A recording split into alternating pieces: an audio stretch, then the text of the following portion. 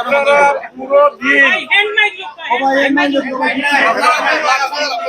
সকাল 10 থেকে শুরু করে সন্ধ্যা পর্যন্ত আমাদের সাথে ছিলেন। এখন পুরো দিন যখন ব্যয় করেছেন, এখন আমরা কি করলাম এই বিষয়টা আপনারা শুনেন। আমার সাথে ডান দিকে উপস্থিত আছেন নগর উন্নয়ন কমিটির চেয়ারম্যান রেজাউল হাসান লুতি ফয়েজ, বাম দিকে আছেন ভারপ্রাপ্ত জেলা প্রশাসক পিঙ্কি সাহা এবং এই কমিটির সদস্য সচিব, যে কমিটিটা আমরা 13 সদস্যের কমিটি করেছিলাম সেই কমিটির সদস্য সচিব পিঙ্কি সাহা আছেন। এইখানে এডিসি সাইদা আছেন, এডিসি মাসুদ রানা আছেন এবং চৌকস অন্তত 10 জন ম্যাজিস্ট্রেট এই কাজটা সম্পন্ন করেছেন। তো আমি বেশি লম্বা চড়া কিছু বলবো না। এই কমিটির প্রধান ছিলেন স্থানীয় সংসদ সদস্য এবং সরকারের বাণিজ্য মন্ত্রী খন্দকার মুক্তাদির।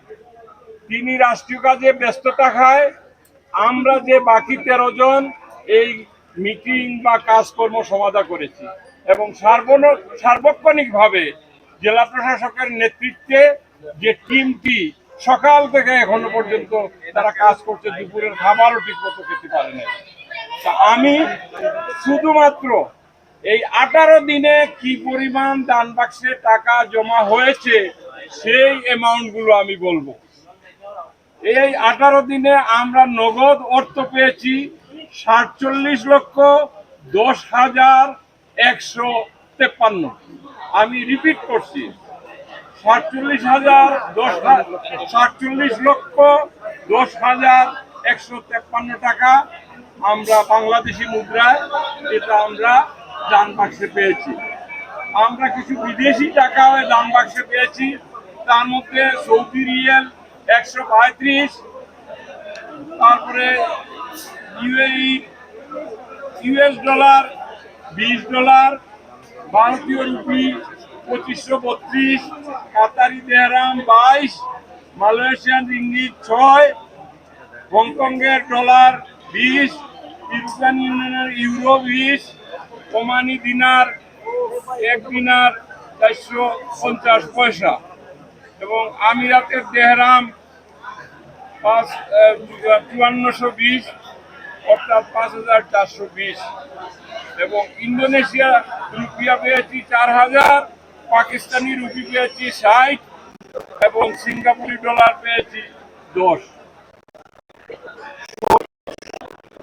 স্বর্ণ পেয়েছি 9 গ্রাম, স্বর্ণ সাদৃশ্য বস্তু পেয়েছি 10 গ্রাম, রূপা পেয়েছি 39.4 গ্রাম।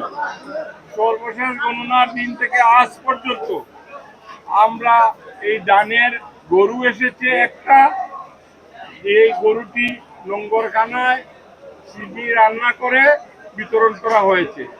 ছাগল পাওয়া গেছে 65টা, তার মধ্যে 40টা লঙ্গরখানায় যারা এই রান্না করে খাবার বিতরণ করা হয়েছে। অবশিষ্ট 25টা ছাগল বিক্রি করা হয়েছে, যার মূল্য 1,15,403 টাকা। এই হচ্ছে সর্বসাকল্য 18 দিনে আমরা হযরত শাহজালাল রহমতুল্লাহ মাজারের দান বাক্সের যে দানকৃত অর্থ এবং অন্য যে আইটেমগুলো আমরা পেয়েছি সেটা পুরো সিলেটবাসীর সামনে তুলে ধরলাম। প্রবাসী সিলেটিরা যারা আছেন তাদের জন্য তুলে ধরলাম, দেশবাসীর উদ্দেশ্যে তুলে ধরলাম। আমরা মনে করি গণমাধ্যম অত্যন্ত শক্তিশালী, তারা এই গণমাধ্যমে আমাদের এই তথ্যটা প্রচার করবেন। এখন সংক্ষিপ্ত আকারে কিছু বলবেন নগর